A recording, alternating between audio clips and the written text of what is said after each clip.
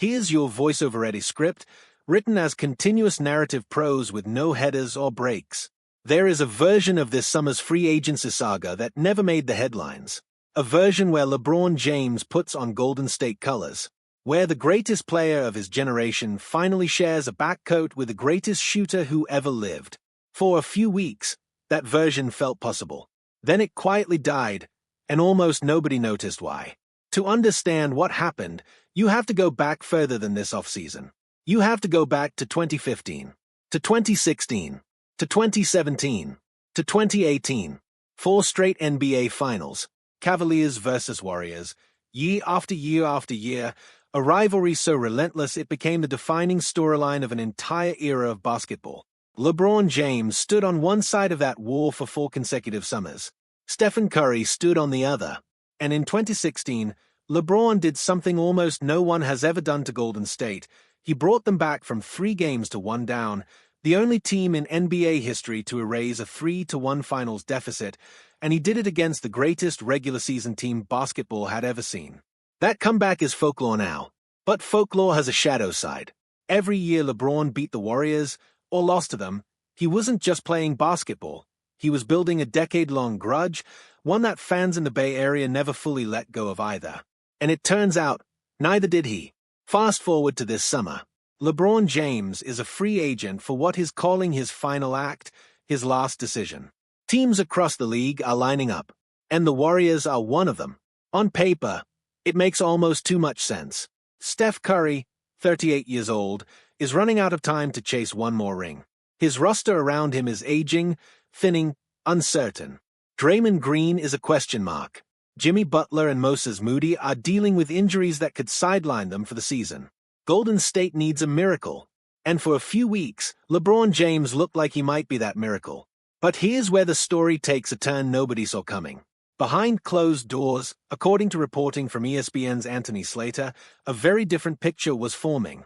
A source close to the situation described something almost nobody expected, that LeBron actually wanted to play alongside Stephen Curry. He wanted that pairing. He wanted to see what it would look like to finally stand shoulder to shoulder with a rival instead of across from him. But there was a catch, a quiet, unshakable condition buried underneath the excitement. He didn't want to do it in a Warriors jersey. Let that sink in for a second. This wasn't a story about LeBron rejecting Steph Curry. It was the opposite. He wanted Curry. He just couldn't stomach putting on the enemy's colors to get him. The history was too loud. 4 finals, countless battles, years of being the villain in Golden State story and the obstacle in his own. Slater's source suggested LeBron would have been far more comfortable teaming up with Curry somewhere else entirely, a neutral franchise, a fresh jersey, anywhere that wasn't the building where he'd been booed for a decade. And it wasn't just outside reporting confirming this. Draymond Green himself, someone who has stood across from LeBron in more emotionally charged basketball games than almost anyone alive, said publicly that he never believed LeBron could truly move past that rivalry. Not because of animosity, not because of ego, but because some wounds in sports don't heal, they just get buried under new banners and new storylines, waiting. So while fans dreamed of a super team pairing LeBron and Curry in blue and gold, the real story was unfolding somewhere else entirely. Quietly, without fireworks, LeBron wasn't choosing between Curry and someone else. He was choosing between Curry and history. And history won. In the end, he didn't go to Golden State at all. Instead, LeBron signed with the Philadelphia 76ers, a 2-year deal worth $8 million, with a player option built in for a second season. His walking into a locker room with Joel Embiid, with Jaylen Brown, with a young core in Tyrese Maxey and VJ Edgecombe. A team that just clawed its way from 28 wins to a 52-win season and a trip to the second round. Not the sure thing. Not the ready-made contender. A gamble built on hope and health and timing. The very things LeBron has spent his entire career defying. And back in the Bay, the fallout is brutal. Without LeBron, the Warriors are staring down a season that could be their bleakest in over a decade. Curry, 38 and still magnificent, might be left to spend what could be the final act of his prime on a team fighting just to make the play-in tournament. Draymond, unsigned and aging. Kristaps Porzingis banged up.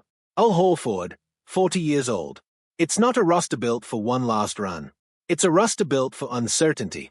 So here is the question that lingers over this entire saga, the one nobody has a clean answer for. What if LeBron James had been able to let it go? What if 4 finals appearances, hadn't calcified into something he couldn't move past? Would Steph Curry be entering this season with a real shot at one more championship instead of fighting for play-in spot? Would the 2 greatest players of their generation finally be wearing the same jersey instead of forever being remembered as rivals who almost shared a stage? We'll never know, because in the end, LeBron James proved something about himself that transcends basketball. For all his willingness to move teams, to chase legacy, to rewrite his story again and again, there was one line he wouldn't cross. He could play with Steph Curry. He just couldn't wear Golden State across his chest to do it. And so the Warriors are left rebuilding around a legend with no time left to spare. The 76ers are left hoping a 41-year-old icon has one final chapter in him. And somewhere in the middle of it all is a super team that almost existed, a partnership that almost happened, buried not by money, not by fit, not by age, but by a rivalry that refused to fade even after all these years. That's the story nobody was talking about. Not a rejection, a condition. And it may have just changed the entire landscape of the NBA season before it even tipped off.